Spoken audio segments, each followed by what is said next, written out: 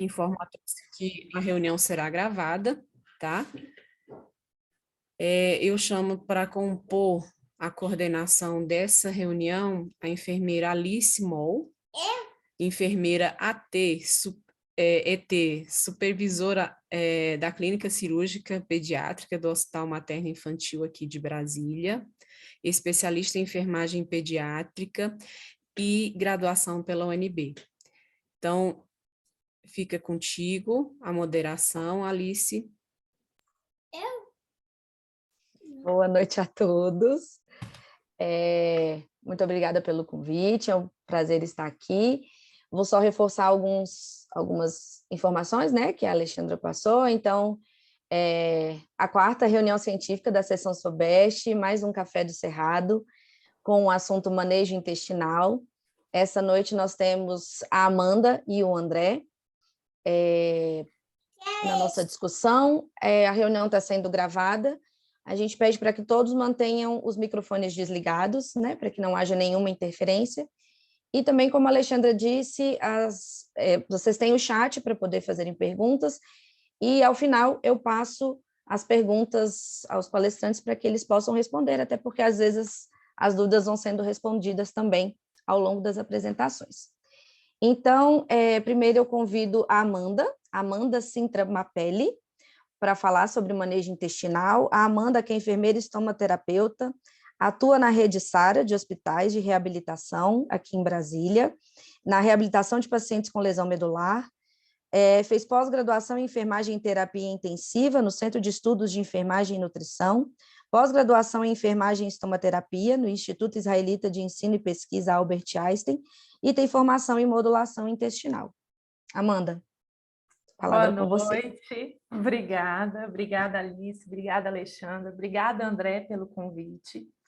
Muito bom estar aqui, né, falar desse assunto tão constrangedor, né, até para nós como profissionais, né, porque quando fala em eliminações, a intestinal traz mais vergonha, tanto para o outro lado, que é do paciente, quanto do profissional. E tem pessoas com barreiras até para abordar o paciente quanto a isso, né? Eu vou começar falando um pouquinho para a gente relembrar aí, nem todos têm a mesma vivência que nós, sobre a anatomia e fisiologia do trato digestório, né? Vamos relembrar um pouquinho aí como que inicia a digestão, como que acontece a digestão no nosso organismo, né? Então, antes mesmo da gente levar o alimento à boca, né, com o cheiro do alimento, o estímulo gastrocólico, ele já ocorre, e ele ocorre com o nervo vago, né, pela via aferente. Então, a partir do momento que eu levo o alimento na boca, com a mastigação, esse processo já começa a acontecer, né?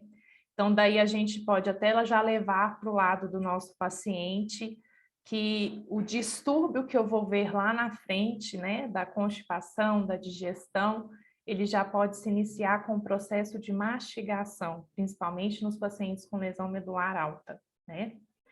Então, mastiga o alimento, chega no estômago, acontece ali uma quebra, né, desse alimento em menores partes, né, como se o estômago fosse o liquidificador, né, quebrando toda a estrutura alimentar.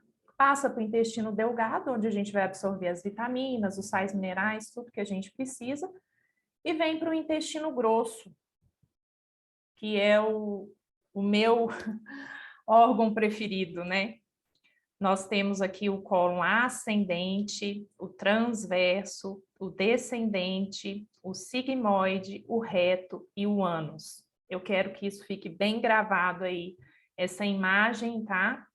Para lá na frente vocês entenderem o que vai estar alterado nesse paciente, tá? Vamos começar falando também um pouquinho do reflexo da defecação, como que ele ocorre, né? As fezes, quando elas chegam ali no reto, né, nós temos fibras sensoriais que vêm de S2 e S4, que aumentam as ondas peristálticas no cólon descendente, no sigmoide, essas ondas vão aumentar, e vão relaxar o esfíncter interno, tá? Lá no reto a gente tem 2 esfíncteres, o interno e o externo. Tá dando para ver aí, né, na figurinha. Então, a partir do momento do estímulo gastrocólico, essa onda peristáltica vai aumentar, o interno vai relaxar, vou tornar consciente e vou contrair o meu esfíncter. Se eu tiver num ambiente adequado, né, um banheiro próximo, eu vou fazer o processo de defecação. Isso é dentro da normalidade. Então, acontece dessa seguinte maneira aqui, ó. O bolo fecal chegou na ampola retal, o esfíncter interno ele relaxou, né?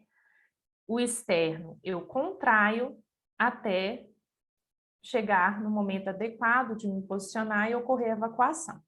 Para isso tudo acontecer, eu tenho que ter um funcionamento adequado na musculatura do assoalho pélvico, eu tenho que estar preservado a minha sensação de plenitude da ampola, e uma capacidade de armazenamento das fezes, tá? Um bolo fecal formado de um tamanho ideal. Então, o nosso trato gastrointestinal, ele é inervado pelo nervoso entérico, né? É ele que mantém a função intestinal na ausência da inervação extrínseca. O nervo vago faz esse papel muito bem. E ele mantém esse papel reflexogênico mesmo após o trauma raquimedular. Só que a gente vai ter o quê? Alteração do controle voluntário, devido ao trauma dessas vias motoras e sensoriais. Tá? Vão bloquear as vias nervosas entre o cérebro, a medula espinhal e o trato gastrointestinal, levando ao nosso quadro de intestino neurogênico. Um pouquinho dessa imagem aí transmite o que a gente vivencia, né? Vamos só relembrar aqui, região cervical, torácica, lombar e sacral, né? Então, a depender do nível de lesão que o meu paciente tem, eu vou estar com uma parte do trânsito prejudicada, né? Se eu tenho pacientes com lesões altas na região cervical, o meu peristaltismo, o meu movimento de massa, ele vai estar diminuído, prejudicado no ascendente, metade do transverso, certo? Se é uma lesão tóraco-lombar,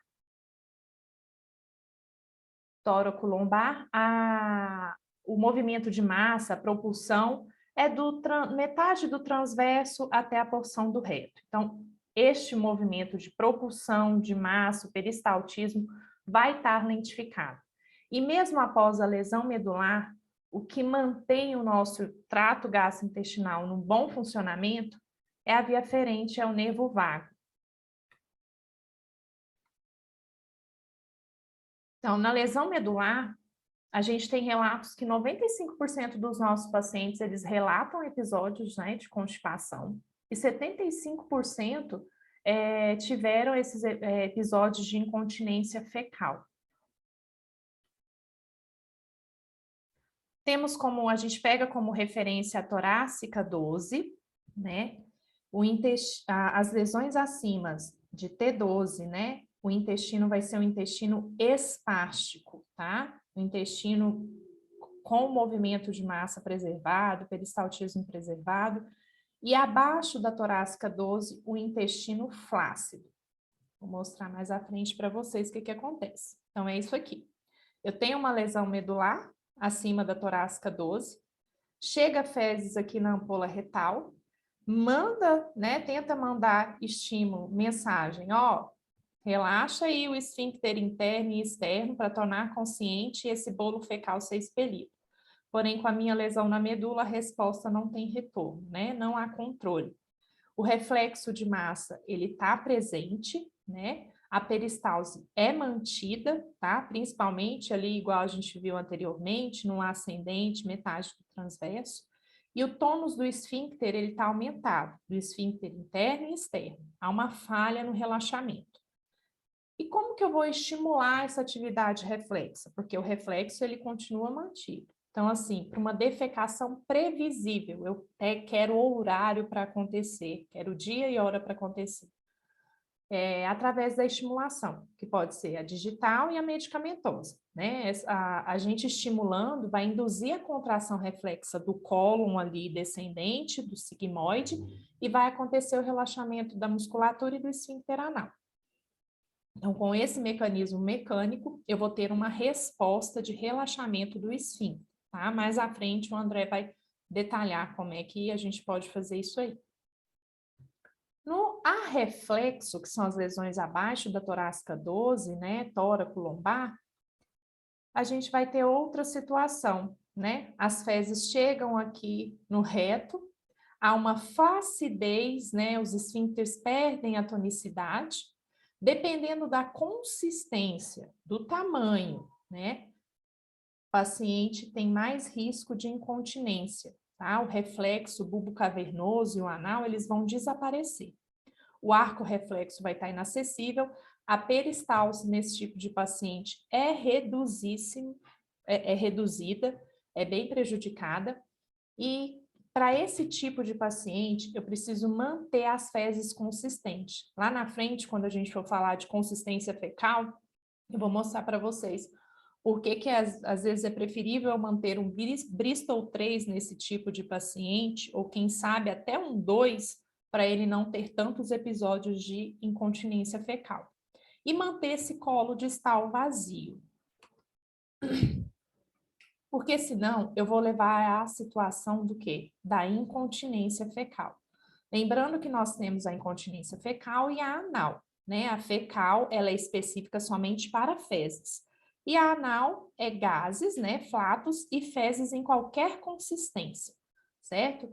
Então, o que vai acontecer? Ó? No paciente com uma lesão medular abaixo da torácica 12, ele vai ter essa flacidez esfincteriana.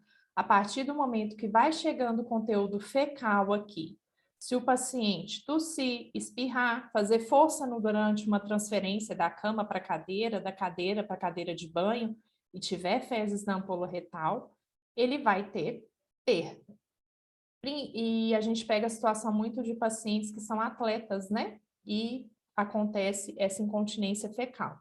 Então, na incontinência anal, acontece o escape, né, de sólidos, que são aquelas manchinhas, as bolinhas pequenininhas, né? Quando você vai prestar cuidado para o paciente, você pode ver as manchinhas na fralda ou na roupa íntima. Isso é uma incontinência anal. Vai ter o quadro de urgência evacuatória, principalmente nos pacientes com lesão medular incompleta. O paciente sente essas fezes aqui na ampola retal, só que ele não tem o controle de fazer uma boa contração do esfíncter externo até a chegada ao vaso, e aí pode ocorrer incontinência anal. Ou ele não vai ter o quê? A força adequada para providenciar esse relaxamento adequado do esfíncter e acontecer a evacuação. E a incontinência passiva, que é nos nossos pacientes com lesão medular completa. O paciente não tem sensibilidade, não tem controle, e quando vê, já aconteceu a perda fecal, que na maioria das vezes o paciente vai nos avisar porque ele sentiu o odor, né? Então, assim, a incontinência fecal, ela decorrente da lesão medular, ela caracteriza o quê? Pela perda da sensibilidade reto-anal e perda do controle do esfíncter anal externo. É isso que eu acabei de explicar, né? As fezes chegam aqui, o esfíncter interno vai relaxar e o paciente não vai ter sensibilidade nem controle de contrair ou relaxar o externo para ocorrer a evacuação, devido às vias de inervação. Então, lembrando que a continência é a condição básica, né, para a gente viver em sociedade. Quando a gente questiona os nossos pacientes, muitos falam que está à frente da vontade de voltar a andar. Ah, enfermeira, eu queria tanto melhorar primeiro meu intestino, e depois minha bexiga, e depois, quem sabe, a dor, e aí eu quero andar. Então, assim, eu falo para eles que evacuar é o ato mais íntimo do ser humano. Ninguém chama o outro para fazer cocô junto, né? E o xixi, a urina, é mais fácil do paciente conter com o uso da fralda, um coletor, né? E as fezes não tem jeito de esconder. né? Quem está perto vai sentir o odor.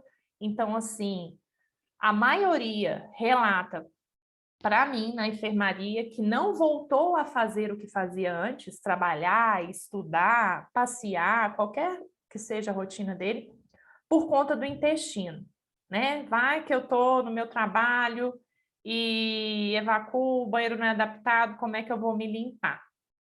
Então, a gente sempre tem que ver essa questão, né, social aí do paciente, individual, para ver o que a gente está planejando aí para ele.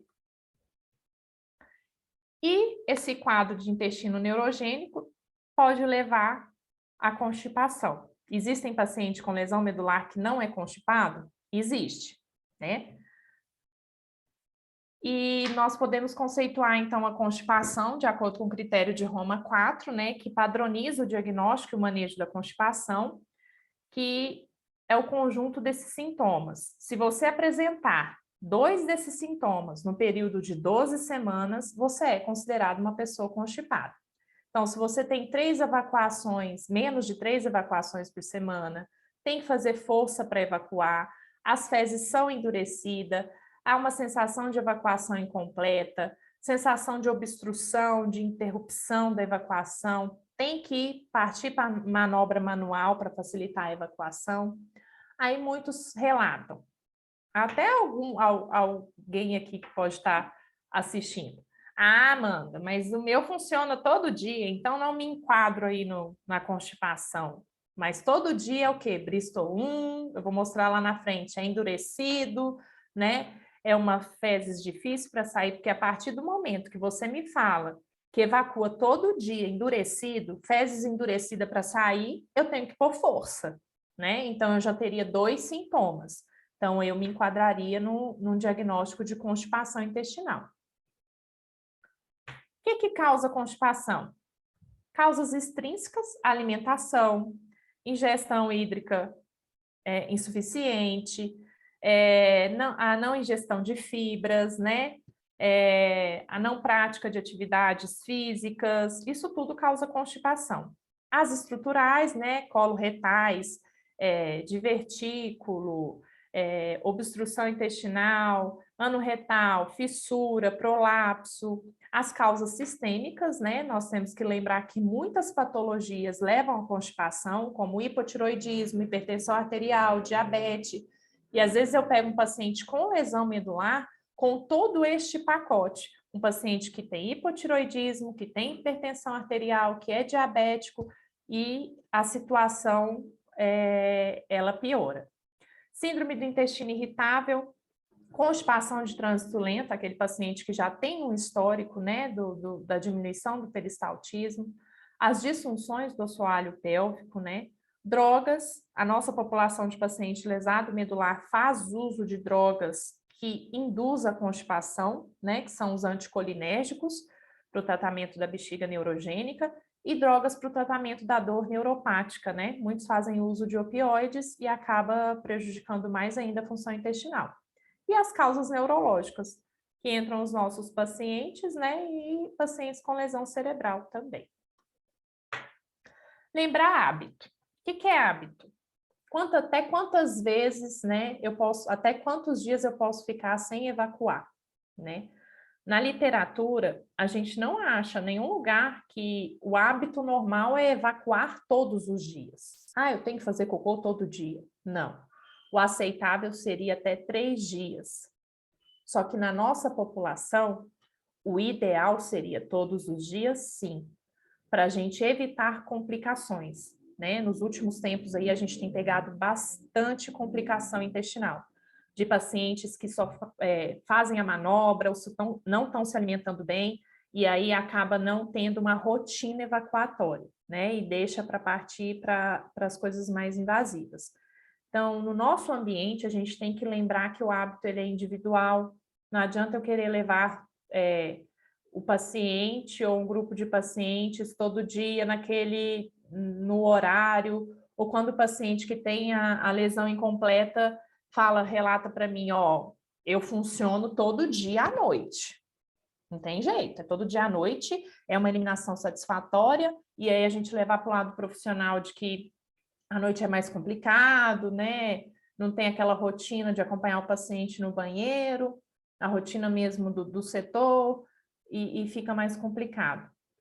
Mas a gente lembrar, tratar o paciente individualmente, levar em consideração o que ele relata, como que é em casa, o horário, o jeito de sentar, como é que acontece, isso é muito importante.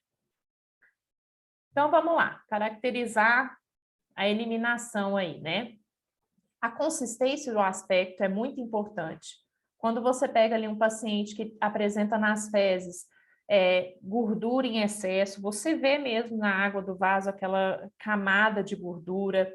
A gente presencia muito no lesado medular as fezes parecendo que está encapada por um muco, por uma pele, né?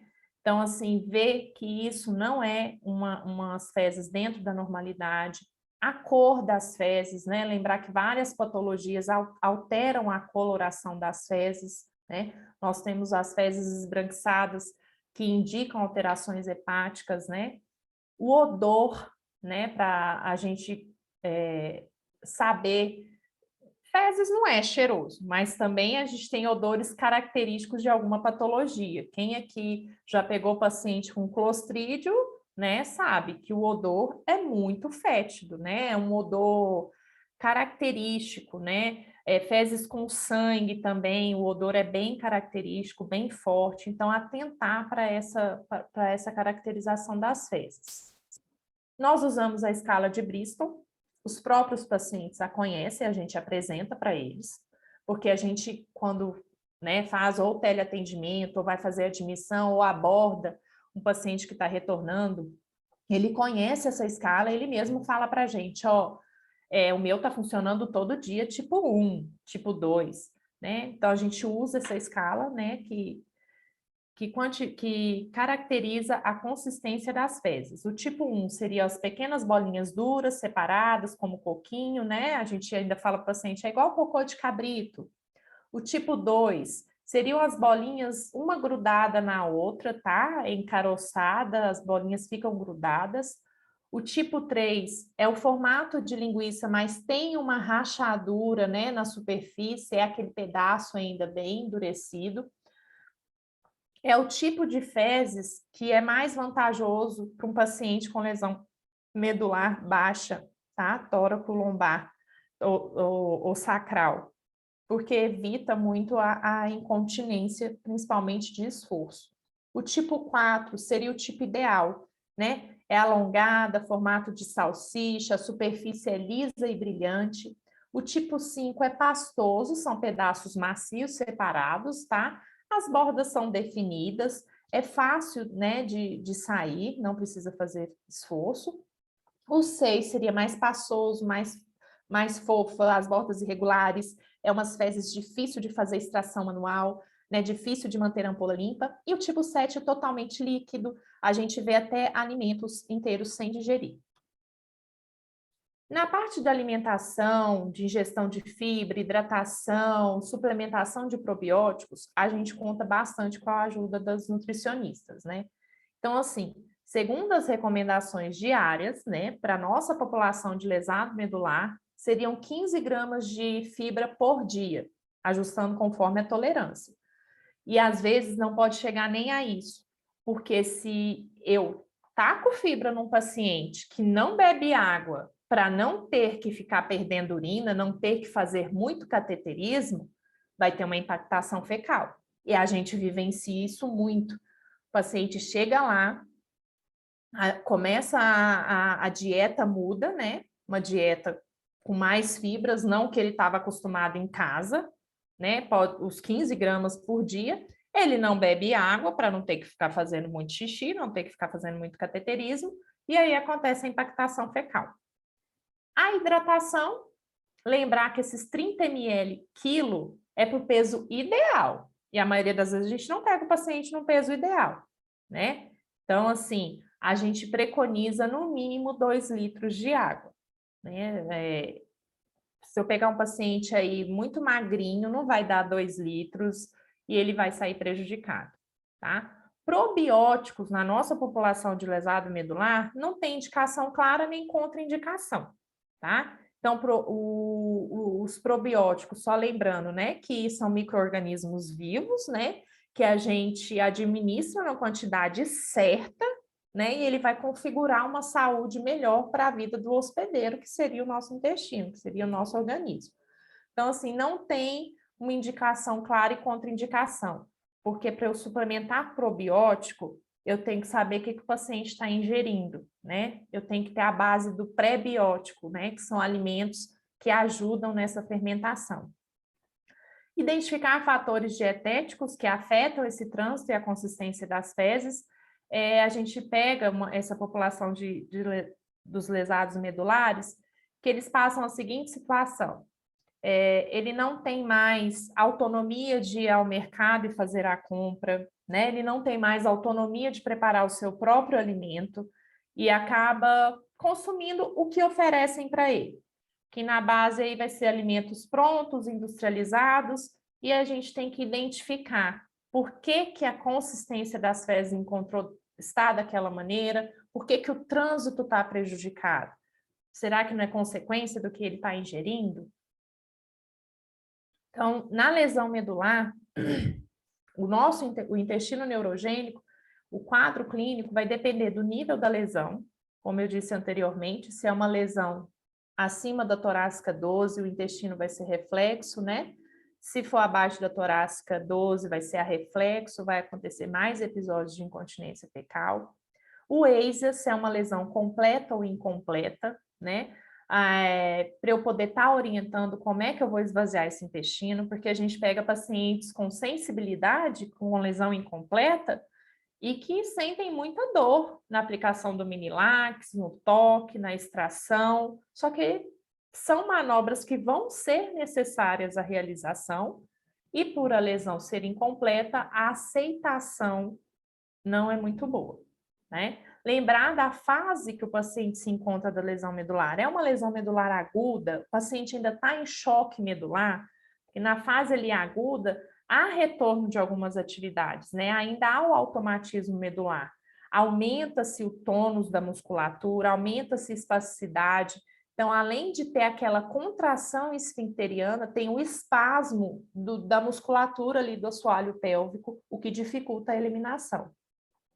Lembrar dos episódios de disreflexia autonômica, isso é uma emergência, né? Principalmente nos pacientes com lesões acima da torácica 6.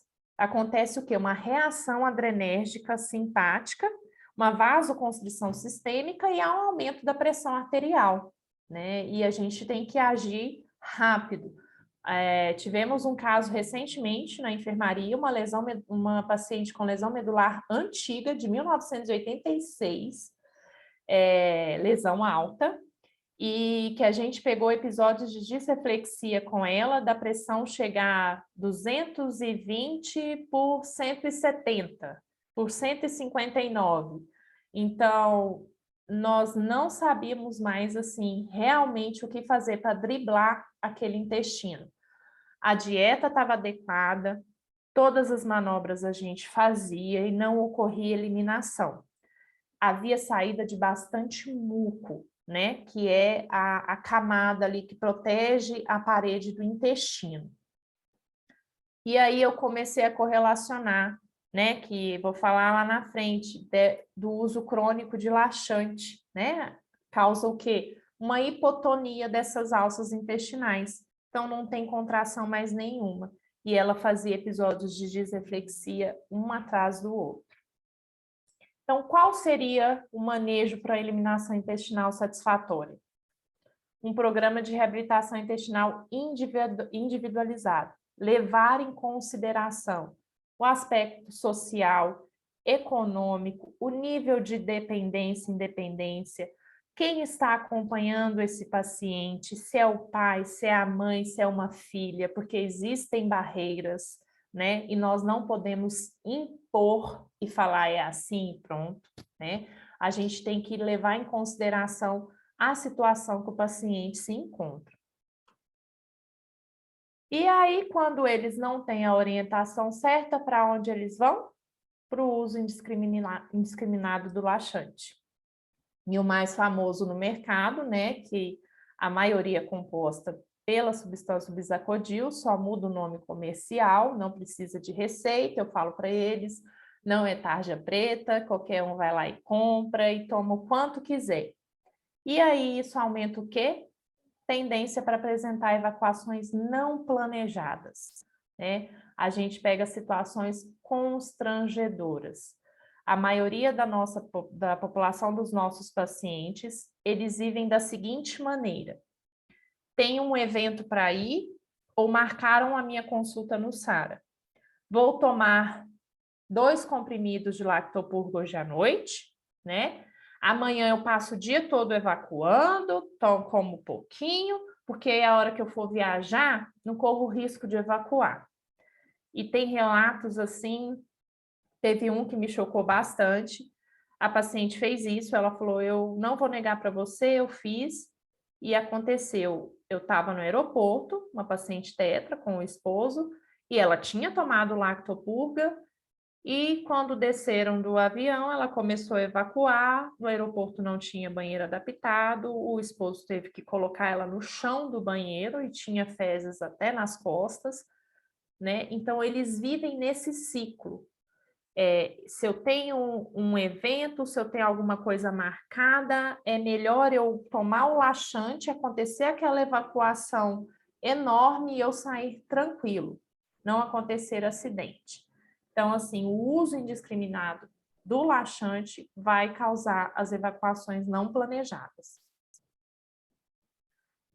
Vai causar constipação crônica, porque vive nesse ciclo, eu tomo laxante, meu intestino esvazia, e aí o colo fica atônito, ele vai demorar a encher de novo, vou tomar laxante de novo para esvaziar de novo. Causa dependência, degenera todo o sistema nervoso entérico, né? Na aula eu falo para eles que a tripa fica igual um ralador, fica um rala-tripa, né? Tira toda a barreira, todo o muco ali, e eu vou ter alterações na absorção de nutrientes, na formação, na proteção da minha parede intestinal. O peristaltismo vai estar diminuído e episódios de diarreia frequente. Falar um pouquinho, né, da parte que eu me interessei nos últimos anos, nunca tinha ouvido falar e comecei a ler.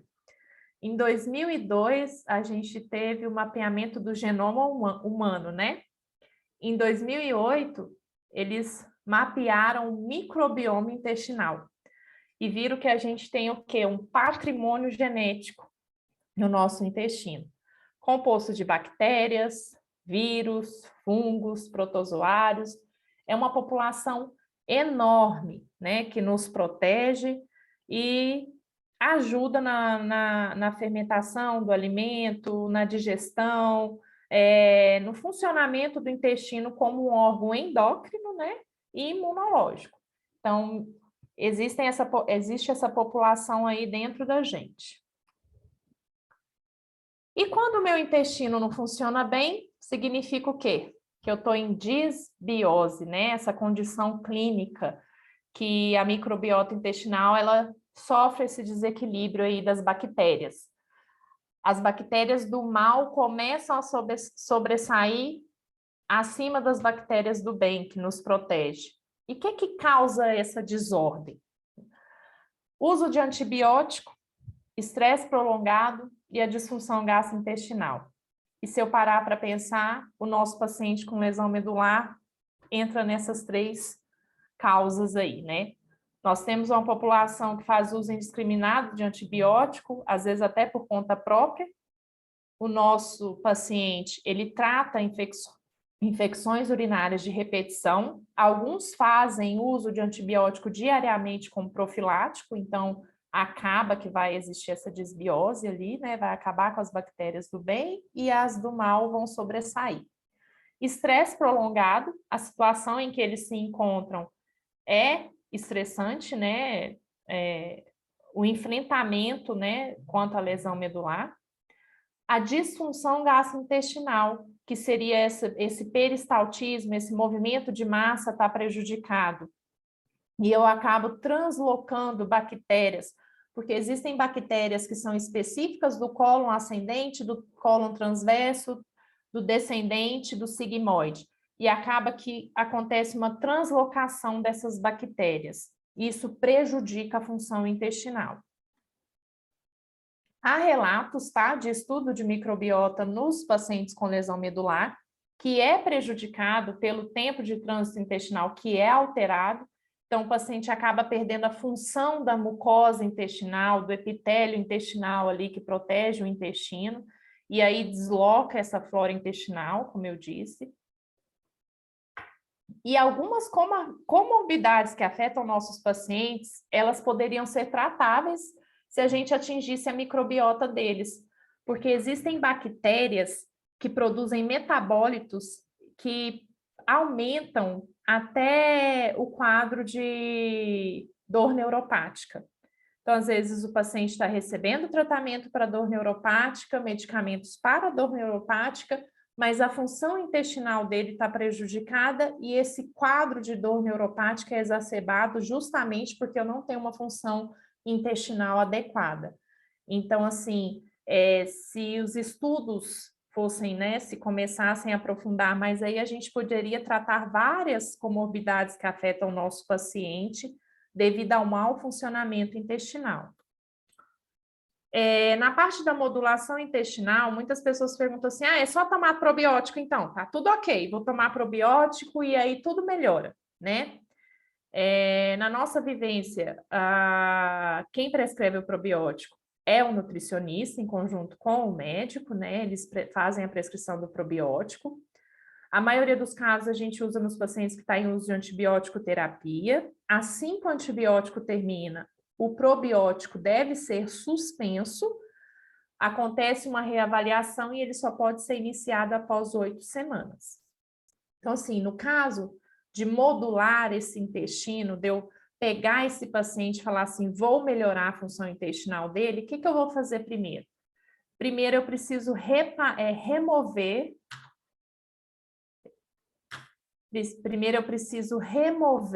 os micro-organismos maléficos ali da flora, da barreira, da mucosa intestinal. Preciso tentar remover esses micro-organismos. Eu reparo o epitélio, né? Tentar reparar com a ingestão de alimentos menos industrializados. Eu recoloco enzimas alimentares mesmo para melhorar essa barreira de muco ali da parede intestinal. Na parte de reinocular, entrariam os probióticos, que aí sim eu vou produzir uma população microbiana melhor, né? Eu reequilibro através do estilo de vida, eu vou estar orientando esse paciente, né? Como é que ele vai manter essa função intestinal melhor, adequando a alimentação. Depois eu reavalio os passos que eu segui anteriormente. Então, assim, modular o intestino é manejar o estilo de vida e o padrão alimentar.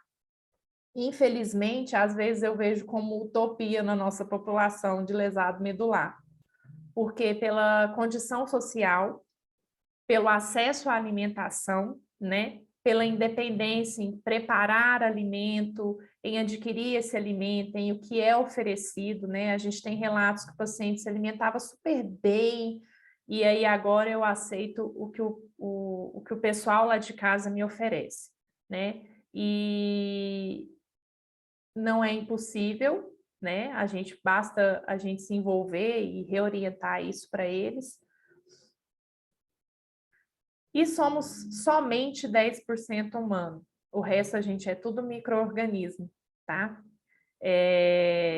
Tem uma população assim infinita de micro-organismos no nosso corpo, a gente é só 10% mesmo humano. Indico alguns livros para quem se interessar no assunto. A Lana Collin, esse livro é mais antigo, eu li, mas tem muita coisa que os conceitos já mudaram. A Julia Enders é uma médica alemã, é bem interessante esse livro, eu uso uma linguagem fácil, mas também explica bastante, né, a parte da flora intestinal. Temos a parte que fala só do reto, né? É do Dr. Eurípides, ele é um coloproctologista aqui de Brasília, ele atende no Hospital Regional de Samambaia. Um livro também bastante explicativo, acaba que a gente entende mesmo ali a parte, né, do sigmoide do reto, a função realmente quando acontece o processo evacuatório. Isso leva a gente a entender quando a gente está ali na prática mesmo para avaliar e fazer o exame físico no paciente. Minhas referências bibliográficas. E obrigada. Agora a palavra é com o André. Muito obrigada, Amanda. Excelente apresentação, muito, muito boa, muito esclarecedora. Convido agora o André. O André é enfermeiro, estomaterapeuta, do Programa de Neuroreabilitação e Lesão Medular do Hospital Sara de Brasília. Atua nas áreas de tratamento de feridas, estomias e incontinências urinária e anal. É especialista em estomaterapia, educação, nefrologia, saúde da família e aperfeiçoamento em qualidade no cuidado e segurança do paciente. André, a palavra é com você. Boa noite a todos. Todo mundo me ouvindo? Sim? Então, boa noite a todos. Gostaria de agradecer o convite, né, da sessão sobre a STDF, em nome da Alexandra, né, a Alice, moderação, e a Amanda, principalmente, aí, por aceitar o desafio junto comigo, né, de dar essa aula aqui para o pessoal. Tá, então, boa noite a todos. Agradeço a presença de todos aqui, então vou iniciar a aula. Então, com o tema manejo intestinal, os indivíduos com lesão medular, então a Amanda já fez uma ótima abordagem aí para eu conseguir dar a sequência. Vamos lá. Então, como a Amanda disse, então, o paciente com lesão medular, ele tem, então, um quadro de disfunção intestinal neurogênica ou intestino neurogênico, que é uma disfunção decorrente da lesão medular, devido à alteração da sensação e do controle para a eliminação intestinal, ocasionando complicações indesejadas, né? Então, o paciente, ele vai ter ou incontinência, muitas vezes aqui, ou constipação, seja por um músculo incontinente, né, um músculo mais flácido, ou então o paciente constipado por conta de uma espasticidade, de um reflexo aumentado aí na região do tônus do esfíncter externo. E aí ele pode ter também um transbordamento por conta desse contexto. Outras complicações que podem acontecer também, né, que a gente vê muito na prática, são as hemorroidas e fissura anal, né, que muitas vezes a gente pensa aí questão de constipação, distensão, desconforto abdominal, o paciente sente com a gente, impactação fecal, muitas vezes a gente precisa agir com esse paciente, porque ele está impactado, a gente observa no raio-x, discute com o médico, vê um paciente com impactação fecal e a gente precisa agir, seja com flitinema, algum laxante mais osmótico, para poder desimpactar, para ele conseguir ter essa evacuação e para não acontecer outras complicações como o volvo, né? Que vulgarmente o pessoal conhece mais como nó nas tripas. E como a Amanda disse, também a disreflexia autonômica, né? A primeira causa da disreflexia autonômica é a questão da bexiga neurogênica, o paciente com uma complacência e a bexiga cheia, então a gente costuma esvaziar a bexiga do paciente com catéter urinário, né, fazer o cateterismo intermitente limpo. Se não resolveu, a gente já sabe, já praticamente a questão do intestino também que a gente precisa agir. Se não melhorou, outras condições de pele, outras condições de emergência que a gente precisa investigar. Dermatite associada à incontinência, muitas vezes a gente observa por conta da perda aí fecal, da incontinência fecal, ou até esses sóiles, né, que a Amanda disse. E essas complicações são grandes, o paciente sente todo esse desconforto, mas muitas vezes o paciente, a pior parte dele que ele fala é a questão emocional, né, assim, porque ele tem um isolamento social, ele não quer mais sair de casa, ele não quer participar de festas com a família, ele não quer mais ir para o cinema, não quer fazer muitas coisas, porque com medo da perda fecal, da incontinência. E aí com isso também, muitas vezes a constipação que leva o estresse, depressão, né? Então o paciente fica isolado, não tem vínculo social, acaba ficando deprimido e estressado. Então, para manejar esse cuidado do intestino neurogênico, a gente precisa de um cuidado individualizado, como a Amanda disse, eu preciso saber quem é esse indivíduo. Vocês não têm um programa de como tratar esse intestino? Sim, a gente tem um programa. tem um programa com fluxograma, a gente sabe como que a gente vai cuidar desse paciente, porém, eu preciso saber quem é esse paciente, né? O cuidado precisa ser centrado no paciente, e a gente precisa saber quem é esse paciente para cuidar dele. Então, primeiro de tudo, eu preciso saber quem é esse paciente, a idade dele, o estado civil, né, casado, solteiro, onde mora, com quem auxilia nos cuidados, quando precisa de auxílio nos cuidados, a profissão e a formação. Então, como que eu vou fazer para abordar algumas temáticas? Muitas vezes a gente tem que ser bem simples para falar algumas coisas, e algumas vezes a gente tem como falar de forma um pouco mais rebuscada, de conseguir explicar um pouco melhor. A parte cultural também, muitas vezes o paciente tem alguns aspectos, às vezes a gente já pegou paciente de outros países, com cultura egípcia, árabes, e aí falar para eles de intestino é assim, bem complexo. Então, a gente precisa, inclusive, saber quem são esses pacientes.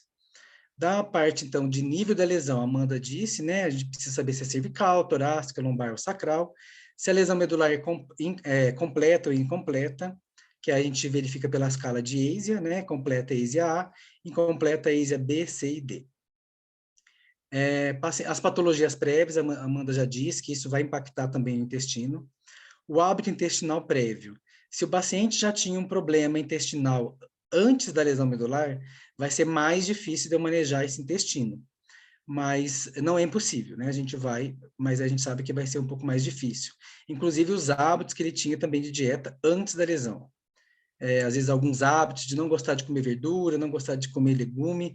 Muitas vezes esse paciente é um paciente jovem, né, que chega para a gente e não sabe nem o que é verdura, legume, frutas e não gosta. E a gente precisa ir devagar, conversando com o paciente, a nutricionista entra e fala, olha, é remédio. Para o seu intestino, para a sua saúde, vai ser remédio. E aí o hábito intestinal atual após a lesão. O manejo atual também, as manobras de esvaziamento que ele vem realizando, como que é a dieta dele, a ingesta hídrica está adequada, porque muitas vezes, como a Amanda falou, o paciente não bebe água para não perder urina. E aí ele fica com constipação. Os medicamentos que ele usa, né, seja os medicamentos laxantes, né, ou o supositório, e a satisfação e impacto do hábito intestinal no cotidiano. A gente consegue avaliar com o paciente através simplesmente da escala visual analógica. Fala, olha, a sua constipação, a sua continência, seu hábito intestinal, de 0 a 10, sendo 0 nada, 10 incomoda demais, 5 moderado. Quanto você daria de nota de que tem um impacto do seu hábito intestinal, ou não funcionamento, ou funcionamento irregular para a sua vida? E o paciente pode pontuar para a gente.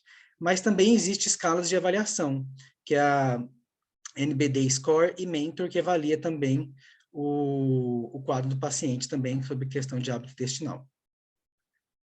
Exame físico, né? Então, assim, pensando que toda questão de exame físico, inspeção, ausculta, palpação e percussão. Inspeção a gente faz em mais de alguns casos, né? Inspeção a gente faz em todos os casos, porque a gente observa o paciente com abdômen globoso, que ele está reclamando para a gente vê que está distendido. A ausculta não são todos os casos, mas a gente pode verificar também a presença de fluidos aéreos diminuídos, aumentados. A palpação, muitas vezes na palpação, a gente já na palpação a gente percebe que tem um excesso de fezes. Na percussão a gente consegue verificar também, e aí também, inclusive, a presença de gases.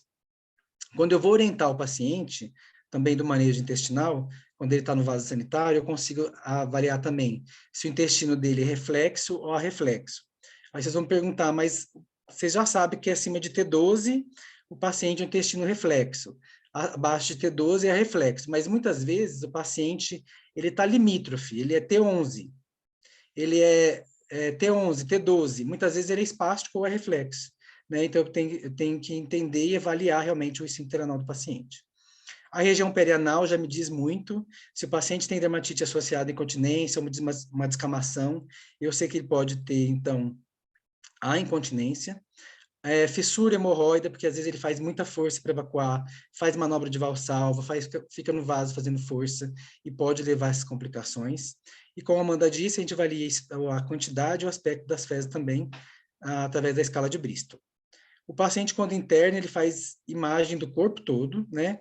Inclusive faz radiografia abdominal para saber também como que está essa parte abdominal do paciente.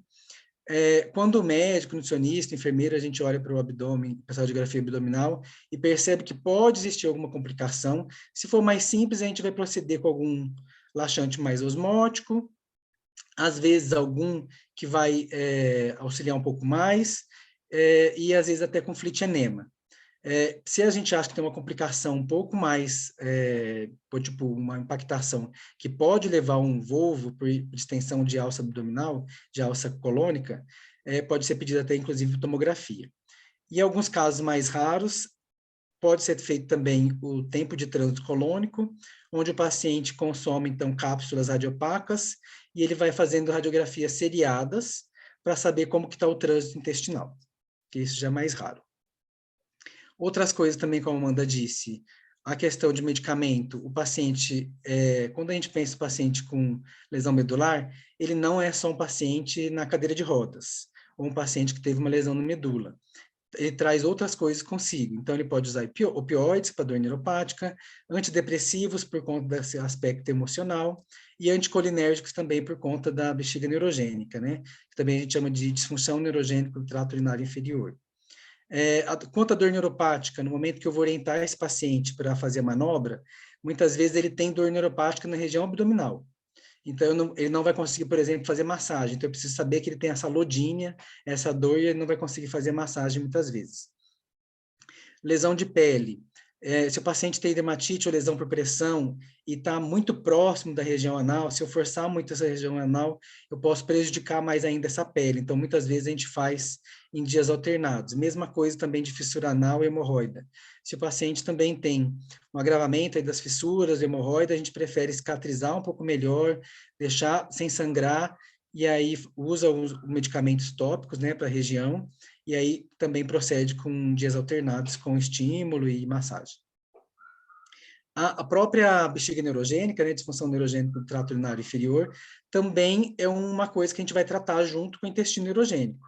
Muitas vezes o paciente está constipado, e aí a própria constipação vai atrapalhar também essa bexiga neurogênica, né? Fica comprimindo a bexiga. Então, o paciente tem que entender que tratando o intestino também vai estar ajudando a tratar a bexiga e vice-versa. A espasticidade também eu tenho que avaliar desse paciente, porque muitas vezes ele não consegue ficar muito bem posicionado na cadeira de banho quando eu vou cuidar dele. O nível de lesão medular, muitas vezes alguns pacientes, eles são C7, C8, né, assim, de cervical. E às vezes eles conseguem ter um bom manejo intestinal. Mas às vezes tem pacientes que têm lesão torácica 3, T3, e eles não conseguem, por exemplo, por conta de obesidade, braço mais curto, e não conseguem ter esse acesso. E aí a gente avalia essa habilidade na cadeira de banho, né, com o paciente, e como que vai ser esse cuidado, o potencial dele para o autocuidado. Muitas vezes a gente vai falar, olha, nós vamos precisar de um cuidador, um familiar para te dar esse auxílio.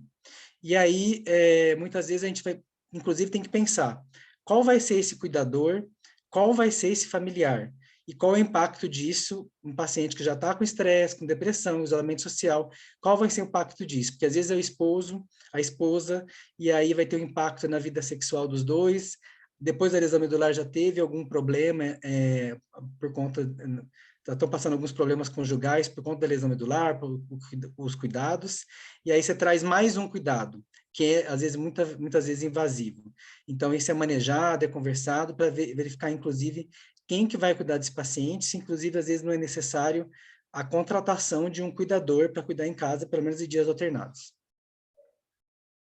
Então, a gente coloca esse paciente, depois de visto tudo isso, num programa de manejo e reabilitação intestinal, né? Sendo objetivo autonomia no cuidado do controle intestinal. As principais medidas, como a Amanda falou, a gente dá uma aula de anatomia e fisiologia do intestino neurogênico. Muitas coisas que a Amanda disse, a gente também fala para o paciente. Num dia anterior, ele costuma ter uma aula de lesão medular para entender qual foi o impacto disso na vida. E aí, no dia seguinte, a gente dá a aula de intestino neurogênico para entender como que foi essa alteração e por que hoje ele precisa de fazer algumas manobras para poder auxiliar. Mudanças comportamentais, a gente sabe o quanto é difícil mudar hábito, não é fácil mudar hábito, não é fácil falar, vou tomar mais água, vou comer mais fibra, né, vou fazer atividade física, então mudanças comportamentais que a gente precisa trabalhar com o paciente devagar. O tratamento conservador são as manobras de vazamento intestinal, que eu vou falar adiante. Prevenção de agravos são esses agravos que a gente falou, então, para prevenir as fissuras, fístulas, a DAI e o volvo, por exemplo, e um plano de cuidados individualizado, né, para cada paciente. E aí um problema multifatorial, o intestino neurogênico, ele não é só, vamos pensar assim, só do enfermeiro. Nós estamos aqui, Amanda e eu, falando sobre intestino neurogênico, mas ele é um problema que a equipe toda vai trabalhar junto. O médico, por exemplo, ele vai fazer essa avaliação de radiografia junto com a nutricionista, junto com a gente também da enfermagem, né, enfermeiro, e muitas vezes a gente vai traçar um plano de cuidado para esse paciente, né?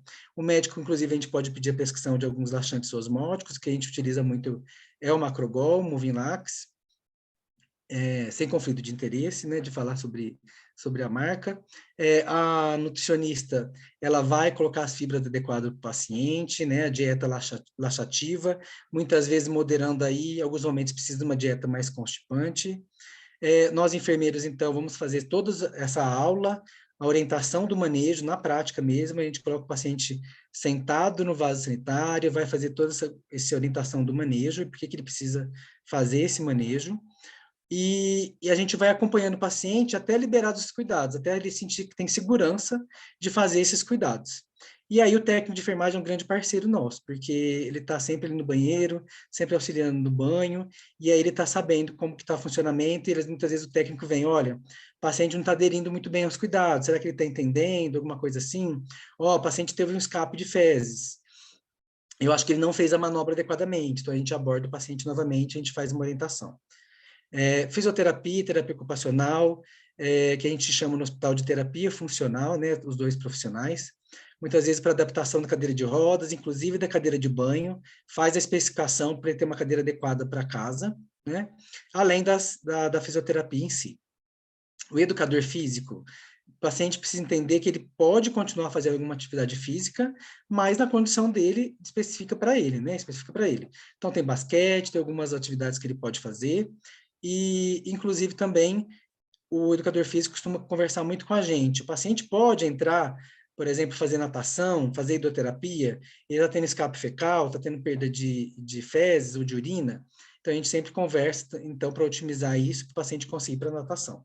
O psicólogo também vai entrar, que muitas vezes a gente acha que o paciente ele está aceitando super bem todas as manobras, mas às vezes ele não está aceitando muito bem e fala isso para a psicóloga. E às vezes ele está até aceitando, mas não gostaria que fosse a esposa que fizesse. Então, muitas vezes a gente até pega esse cuidado para a gente, para não ter um estresse ali entre o conjugal, né? E aí a gente já traça um plano para o paciente ter um cuidador em casa, ou quem seria a pessoa que vai cuidar do paciente em casa. O pedagogo, onde que ele vai entrar nessa questão?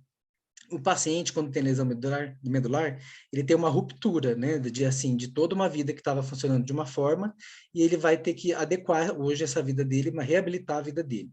Então, o pedagogo, junto com a psicologia, vai fazer um ajuste, né, de pensar para o paciente. É uma adequação de profissional, uma adequação para os estudos. Então, o paciente, ele tendo uma motivação para continuar os cuidados, ele vai ter, inclusive, a motivação de ter um treino intestinal e horários adequados para poder manter os cuidados com ele. Então, essa parte também é muito importante. E assistente social, falar dos direitos do paciente, da forma que ele vai conseguir os materiais e dar o manejo em casa. Aqui, então, uma pirâmide de cuidados que vem das medidas mais conservadoras até as medidas mais invasivas. O foco maior da aula é sobre as medidas mais conservadoras, por quê? Porque elas realmente dão certo, tá? Então, assim, se a gente for persistente, junto com todas as manobras que a gente tem, pode lançar a mão.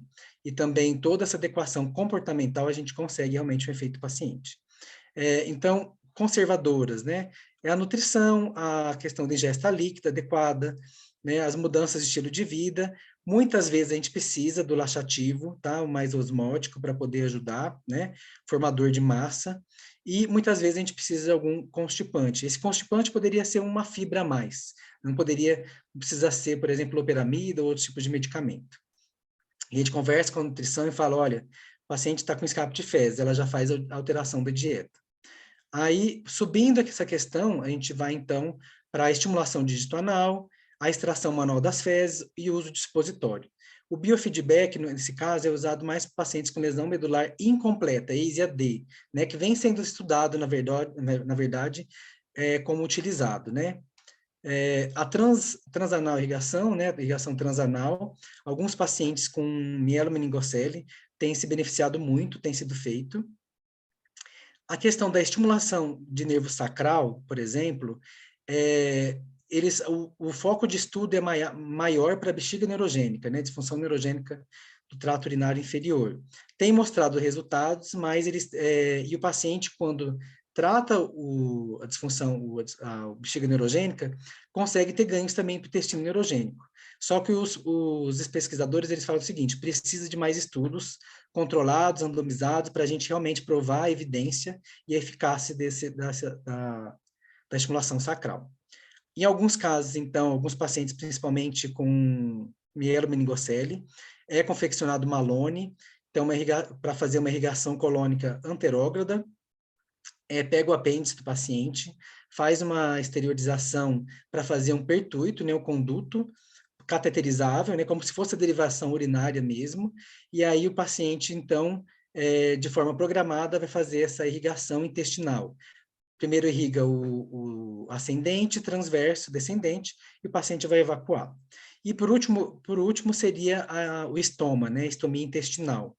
E a gente vê aqui no pico, né, assim, no ápice aqui, essa questão do estoma. Muitas vezes os próprios pacientes têm um preconceito, muitas vezes os profissionais de saúde têm um preconceito da estomia intestinal, às vezes o próprio paciente já gostaria de reverter. A gente percebe assim, alguns pacientes que chegam para a gente com lesão medular e já está com uma estomia intestinal, muitos próprios colegas de trabalho falam assim: olha, se fosse você realmente eu reverteria, né, para você ter um cuidado. Só que na verdade o paciente está conseguindo ficar continente. Ele está conseguindo ter um cuidado, e inclusive uma coisa interessante é o seguinte: alguns estudos vêm dizendo que muitos pacientes que foram confeccionados uma estomia intestinal na fase aguda do trauma, seja por algum trauma abdominal, enfim, porque o paciente teve uma lesão por pressão muito grande, e aí ele precisou de uma confecção de estômago para poder melhorar a questão da lesão por pressão, esse paciente percebe que depois, com o tempo, ele tem uma qualidade de vida, e, inclusive gasta menor tempo para poder fazer o manejo intestinal, e ele consegue ter esse controle melhor. Então, muitos autores vêm, inclusive, questionando: será que a gente deve passar todo esse ápice aí, toda essa pirâmide, ou muitas vezes a gente pode chegar no estômago? Ou muitas vezes a gente pode ir para irrigação transanal? Então, alguma coisa para a gente ser discutida, mas o ideal é realmente começar para as medidas conservadoras. Aqui, Emanuel também traz esse outro esquema, também em verde trazendo as medidas conservadoras, como a gente já disse, né? Aqui em amarelo também a irrigação transanal também, como uma medida aqui um pouco mais invasiva, e aqui em vermelho como medida mais invasiva, a neuromodulação e a formação de estômago também. Como a Amanda também já mostrou essa figura, T12 para cima a gente fala que é intestino espástico ou reflexo, e para baixo aqui, abaixo de T12, intestino flácido, ou arreflexo. Aqui eu trouxe um recorte aqui de um artigo, só para a gente entender um pouquinho as diferenças dos cuidados de um paciente para o outro. Por exemplo, aqui, essa coluna aqui de reflexo, essa coluna aqui de arreflexo. Então, aqui, por exemplo, as metas, né, para o manejo intestinal. Para o paciente reflexo, eu poderia, por exemplo, fazer o esvaziamento intestinal, com estímulo e esvaziamento, se ele tiver reabilitado, a cada 2 dias, por exemplo, dias alternados, ou diário ou dias alternados. Já para o paciente com intestino arreflexo, o ideal é ele todo dia fazer esvaziamento intestinal para não ter essas perdas fecais, né, incontinência. E alguns pacientes, em casos mais críticos, 2 vezes por dia, tá? E tem literatura, inclusive, que já fala muitas vezes em 3 vezes ao dia. A consistência das fezes, o ideal para o intestino reflexo é o Bristol 3 e 4, e para o intestino arreflexo, o Bristol 2 e 3, para ele ficar continente e não perder fezes, tá? No máximo seria aqui o Bristol 4. A terapia, então a gente já falou já de fibra, água, exercícios. Usar o reflexo gastrocórico a favor, a massagem também abdominal, a estimulação dígito anal. Como o paciente, então, com intestino reflexo, ele tem a preservação do arco reflexo, eu posso usar a estimulação dígito anal. Já o paciente com intestino arreflexo, eu não preciso estimular o intestino, eu vou fazer a extração manual das fezes. A gente vai usar, então, o supositório também para o intestino reflexo, o reflexo não é indicado, e a evacuação digital, que seria a extração manual das fezes, ambos os intestinos. Após um tempo, depois que o paciente fez as manobras, a gente vai checar para verificar, então, se ficou alguma evacuação.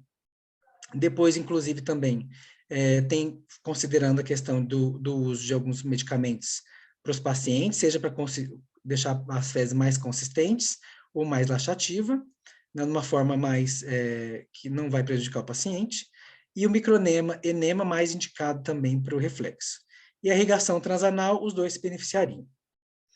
O reflexo gastrocólico é um reflexo, né, fisiológico. Algumas literaturas trazem até após 10 minutos, a Amanda bem disse também, já começa já a partir de que a gente está ingerindo alimento, né, essa questão do reflexo gastrocólico, né, é um reflexo fisiológico, e quando a gente enche o nosso estômago, o que acontece? Vai um aviso para o intestino, olha, precisa esvaziar, porque está chegando mais comida para ser digerida. Então, existe um movimento de massa, e tem um movimento peristáltico, que é um movimento que acontece rotineiramente, e quando acontece o reflexo gastrocólico, quando a gente come, 20 minutos a 40 minutos depois, existe um movimento de massa. Por isso que, por exemplo, a gente escuta até uns burburinhos, e aí dá aquela pontadinha que a gente precisa, se for precisar ir ao vaso. E acontece isso quando? Após as principais refeições, principalmente café da manhã, almoço ou jantar. Algumas literaturas, inclusive, falam sobre o café da manhã, que seria o melhor o horário mais ideal, inclusive por conta de consumo de líquidos quentes, tá? Mas cada um vai ter uma resposta. Pode ser no período da tarde, pode ser no período da noite, e a gente respeitar isso do paciente. E também tem reflexo ortocólico. Muitas pessoas, quando acordam, já têm vontade de evacuar. O ideal seria, inclusive, essas pessoas que sentem isso, inclusive beber um copo de água. Assim, tomar um copão de água, porque aí vai encher o estômago e a evacuação vai ter mais efetividade também. O treino de vaso sanitário pode ser diário, dias alternados, como a gente disse. O horário padronizado. Eu costumo dar o exemplo, muitas vezes para os pacientes, de o seguinte, sabe quando a gente começa a trabalhar no emprego novo, que a gente precisa acordar cedo, né, e a gente coloca o horário para despertar, passa 2 semanas no máximo, a gente já está acordando no mesmo horário, porque a gente está habituado a acordar aquele horário. O horário de verão, que a gente no começo desacostuma, e depois a gente acostuma com o horário de novo, né? Então a gente cria hábito sobre as questões. Então, você mantendo o horário padronizado, também isso vai ter uma evacuação mais programada também para o paciente.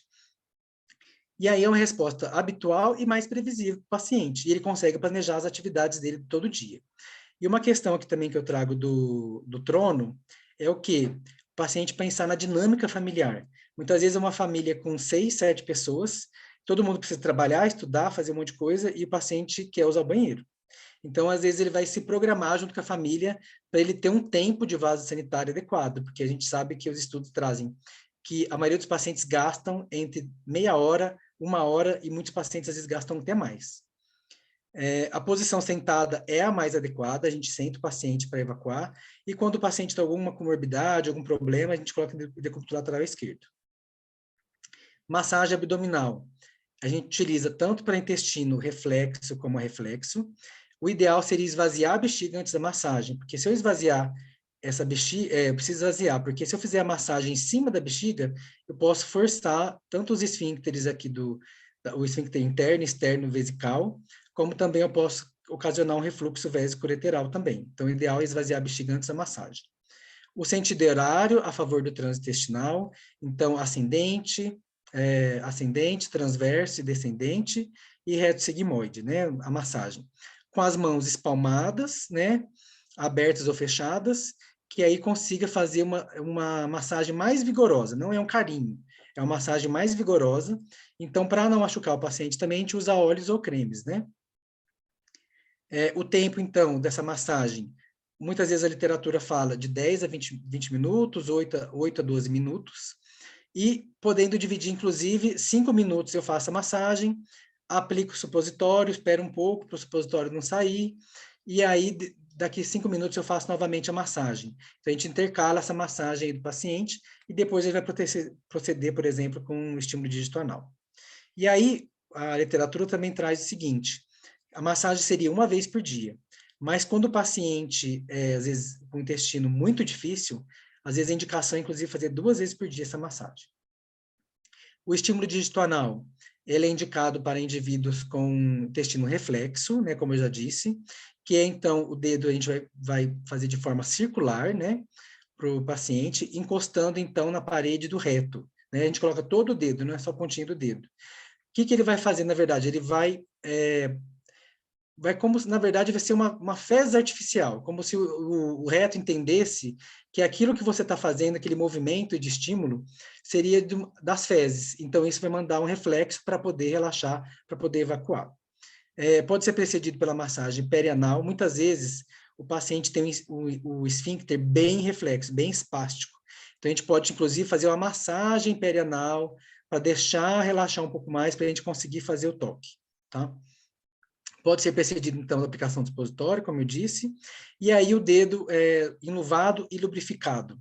A gente pode utilizar o óleo mineral quando o paciente não sente. Quando o paciente sente, a gente pode usar a lidocaína gel, né, 2% sem vaso. E em alguns casos é indicado na literatura, paciente principalmente com risco de disreflexia autonômica, quando é T6 para cima, é usar a lidocaína gel, para ele ter menor risco de disreflexia. Então, aqui é o movimento que eu falei, é cerca de 10 a 30 segundos e nunca ultrapassar de 1 minuto. Então, a gente vai fazer estímulo aqui na parede do reto e, com isso, vai aumentar o peristaltismo através do reflexo excitatório anorretal. Auxilia no relaxamento do esfíncter anal externo e, consequentemente, ocorre a expulsão das fezes. É um procedimento diário, né, que indicado inicialmente, a gente fala para o paciente fazer diariamente. Quando ele está já bem adequado, as fezes já Bristol 3, Bristol 4, está adequado, aprendeu, a gente pode falar para o paciente, olha, em casa você pode fazer em dias alternados. Prevenir a constipação e incontinência. Aqui, então, é um exemplo de como acontece isso, né? Quando o paciente tem um esfíncter muito espástico, que é esse reflexo, a musculatura do assoalho pélvico, ela interrompe aqui. Muitas vezes o paciente a gente vê a espasticidade dele nas pernas, né? E membros inferiores.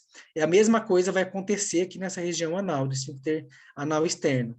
Então, eu procedo ali com a massagem perianal, faço um toque, ele então, né? Vou fazer o estímulo dígito anal, e aí o esfíncter anal externo relaxa, anal interno relaxa, e aí acontece então a motilidade aqui do descendente sigmoide e as fezes então saem. E se não funcionou aquele dia? Se não funcionou aquele dia, você já movimentou seu intestino para poder ficar melhor para outro dia. Então, muitas vezes o paciente fica, eu fiz hoje, mas não deu certo. Continua o treino, porque é um treino. É igual a fisioterapia, é um treino diário, então até você conseguir uma adaptação. Existe o estímulo químico ou medicamentoso, né? A gente pode usar alguns supositórios, esse, por exemplo, é o Minilax, que o efeito é entre 5 e 40 minutos. Esse é o supositório de glicerina, que a gente usa a cada 15 a 30 minutos, e muitas vezes a gente precisa usar o fetinema para ajudar a fazer uma desimpactação fecal, que a ação dele é um pouquinho mais rápida, de 2 a 5 minutos. Extração manual das fezes, é indicado tanto para o intestino reflexo ou arreflexo, o dedo também enluvado e lubrificado em formato de gancho, tá? Então, a gente vai para poder puxar as fezes. A evacuação manual até que as fezes sejam livres de conteúdo fecal. E, com isso, evita também a evacuação não planejada, que é a incontinência. O procedimento é diário, uma vez por dia, ou em dias alternados para quando o intestino for reflexo, ou até 2 vezes por dia quando o intestino é arreflexo. Aqui, por exemplo, eu trago um exemplo da manobra de Valsalva, tá? Esse aqui, a menina fazendo bastante força. Então, o ideal é que deve ser evitada. O paciente com intestino reflexo, o que acontece? Quando ele faz uma força para baixo, ele, na verdade, você vai aumentar a espasticidade dele do esfíncter anal. Vai acontecer um dissinergismo. Então, o que acontece? Na verdade, você está fazendo uma força contrária e a pressão intraabdominal vai aumentar demais, e aí o risco de dar fissuras, de dar hemorroida é muito grande. Prensa abdominal já vai favorecer, porque é uma coisa mais natural. O paciente só vai se abaixar, vai conseguir pressionar um pouquinho o abdômen, né, em favor das pernas. Então, com isso, vai relaxar a musculatura do assoalho pélvico e auxiliar a expulsão das fezes. Aqui, então, está essa figura, né, que não natural, o ser humano criou os vasos sanitários para ficar mais bonito dentro de casa, né, mas é não natural evacuar 90 graus. O natural seria a gente evacuar de cócoras, mas a gente modernizou a sociedade, né? Então, o ideal seria, pelo menos, eu colocar um banquinho. Mas, para o paciente que já usa a cadeira de rodas, ele acaba tendo um apoio para os pés, e no momento que ele vai fazer o estímulo digital, a extração, ele já consegue fazer essa pressão abdominal, né? Essa prensa abdominal. Então, isso vai auxiliar, acabar auxiliando também. O banquinho seria mais para o paciente que não tem espasticidade e lesão medular incompleta, ele se beneficiaria. E eu tenho que pensar sempre também na segurança do paciente. O paciente vai ficar de meia hora a 1 hora, às vezes mais tempo no banheiro. Então, esse paciente está seguro dentro do banheiro? Então, a cadeira de rodas dele é almofadada? Ele está conseguindo ficar bem nessa cadeira? Existe o risco de lesão por pressão, né? Então, é almofadada? Ele está seguro? Ele está bem acomodado na cadeira? Ele tem um apoio para poder se apoiar, para poder se inclinar para fazer o estímulo, para fazer a extração, seja pela frente, né, pelo lateral, que se apoia aqui. E muitos pacientes também não tem equilíbrio de tronco, a gente vai precisar usar faixa, então, aqui torácica, abdominal, e alguns pacientes, inclusive, vai precisar de faixa para conter espasticidade. Algumas adaptações, né? Muitas pacientes, inclusive, que são tetraplégicos, eles não vão conseguir, às vezes, na cadeira de rodas, fazer esse estímulo, né? Mesmo que seja C8, por exemplo, muito próximo de T1. E, às vezes, como a gente disse também, alguns pacientes T2, T1 não conseguem também fazer estímulo. Então, como que a gente pode orientar? Ou ele fazer o toque realmente na cama, né, decúbito lateral esquerdo, ele vai colocar um supositório, esperar um tempo fazer a ação e fazer o estímulo dígito anal, extração manual das fezes. E existem também adaptações, né? Esse é um estimulador digital, né? E esse aqui é um aplicador de supositório, tá? A literatura traz como benéfico o uso, mas o paciente pode também, por conta da perda da sensibilidade, ocorrer também de ele se machucar.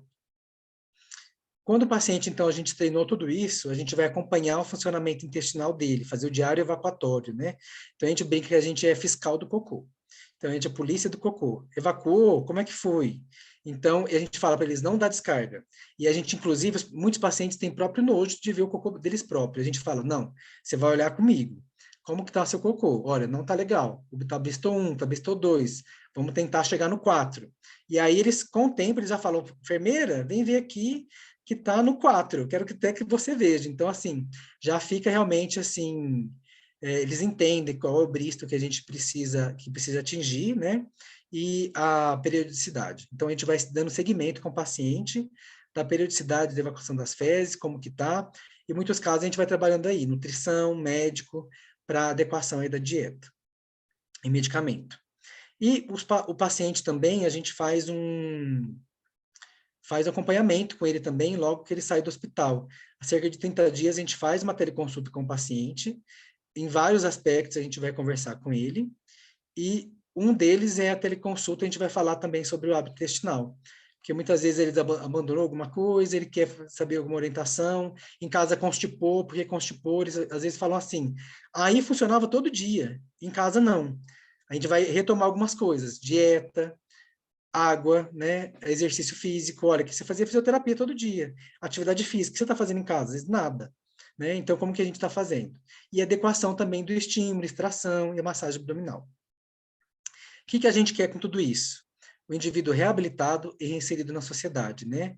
Dignidade, como a Amanda disse, né? Dignidade, o paciente precisa se sentir pertencente à humanidade, à sociedade, né? E aí fazer suas atividades do dia a dia, inclusive namorar, ter relação. Tá chegando o Dia dos Namorados, eu deixei essa fotinha aqui bem bonitinha aqui, né? Para todo mundo. Eu usei várias literaturas, tá, no estudo, porque, inclusive, assim, não falei no início, mas eu me aprofundei um pouco mais nesse estudo, inclusive das manobras para o paciente com lesão medular, para evacuação, né, as manobras manuais, durante o desenvolvimento do meu TCC. Então, tem vários estudos, né, a referência é vasta, e aí eu vi que, agora revendo a literatura, né, então, em 1998, usava-se esse mesmo aqui, Spinal Cord Medicine, esse Clinical Practice Guidelines, né, que é do Paralyzed Veterans of America, que era dos Estados Unidos.